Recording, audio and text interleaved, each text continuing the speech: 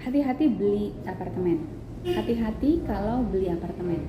Kenapa? Karena saya barusan dapat berita dari teman saya, orang Singapura yang sekarang tinggal di Hong Kong. Dia cerita bahwa ada masalah di Batam antara developer Puri Indah Resort atau Indah Puri Resort dengan tenant, orang-orang yang sudah punya apartemen di sana.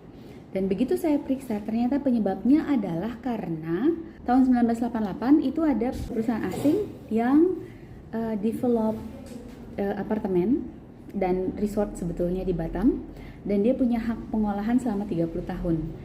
Dia bangun apartemen di Batam dan dia jual ke orang-orang apartemennya itu.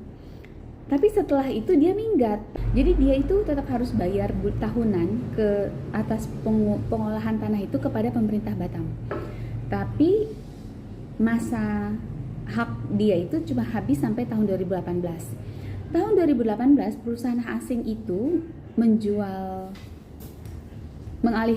mengalihkan hak pengolahan tanahnya ke perusahaan lokal.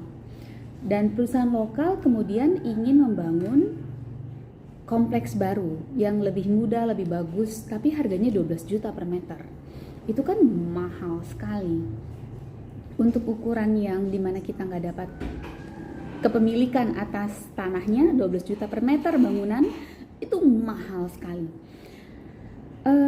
Tapi agak-agak setengah pantas dalam hal kan dia juga mengolah lingkungan sebetulnya. Jadi orang itu kalau beli rumah di sana atau beli apartemen di sana, dia bukan dapat cuma bangunannya saja, tapi dia juga dapat hak penggunaan lingkungannya yang harusnya lebih bagus lah, lebih indah. Nah, dari tahun 2018 sampai sekarang perusahaan tersebut berusaha negosiasi sama tenant yang ada yang tinggal di sana. Tapi tenantnya karena merasa sudah beli, kenapa dia harus bayar lagi? Akhirnya tahun ini barusan ada kasus pemilik hak pengolahan tanah yang baru mematikan saluran listrik ke kompleks apartemen dan resort itu. Akhirnya kalau nggak ada listrik sudah susah berarti semua. Air nggak ada, apa-apa nggak ada, wifi nggak ada, semuanya nggak ada. Tentang bagaimana kasus hukumnya itu pembahasannya bukan di sini. Karena saya sebetulnya tidak tahu persis perjanjian antara perusahaan yang baru ini dengan pemerintah Batam, karena tanahnya milik pemerintah Batam. Tapi saya ingat, intinya dari video ini adalah hati-hati kalau beli apartemen. Karena saya ingat tahun 2008 itu saya juga beli apartemen di Jakarta. Dan pada saat saya beli, itu kan apartemennya dijelaskan bangunannya bagus, fasilitasnya bagus, pengembangnya memang hebat. Dan sebagainya lah. Pokoknya lokasinya di tengah Jakarta, bukan di tengah Jakarta di Jakarta Pusat, tapi di tengah bisnis Jakarta, di Jakarta Selatan. Dan dekat kantor saya. Dan waktu itu prosesnya DP 5 juta.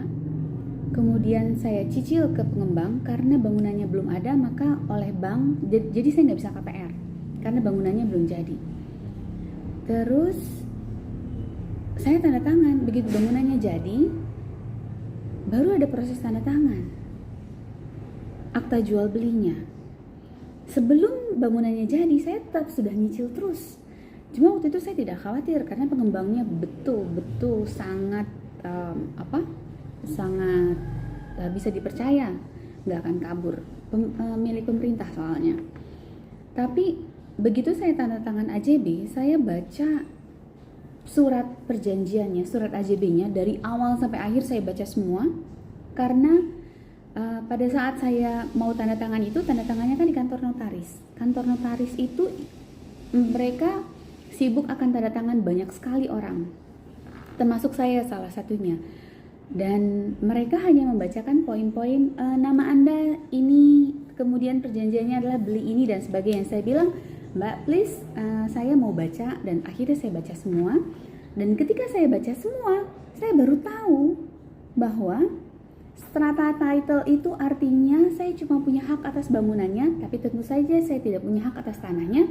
Dan dalam surat AJB itu disebutkan bahwa tanahnya milik seorang pribadi.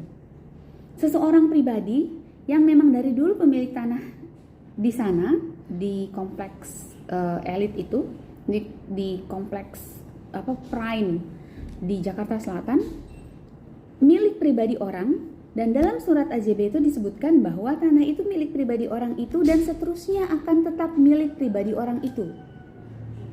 Yang saya beli hanya bangunannya saja, fisiknya saja. Dan saya lupa detailnya, tapi intinya adalah tidak akan ada proses pemindahan kepemilikan tanah dari seorang pribadi yang punya tanah itu kepada perusahaan developer ataupun ke saya. Jadi saya benar-benar cuma punya bangunannya. Terus nanti saya pikir kalau sudah 20 tahun saya pakai apartemen itu, apa yang akan terjadi dengan tanahnya? Bagaimana kalau pemilik tanah tiba-tiba menaikkan sewa tanah ke saya, memungut sewa tanah ke saya, dan saya nggak bisa menolak karena tanahnya kan tanah dia. Kalau saya tidak mau membayar sewa tanah, saya harus angkut bangunan saya. Bagaimana cara mengangkut bangunannya kalau yang di lantai 10? Dan dalam AJB itu juga tidak disebutkan bahwa nanti setelah 20 tahun, maka harga sewa tanahnya dibayarkan kepada pemilik tanah resmi secara begini atau begitu senilai sekian, juga tidak ada.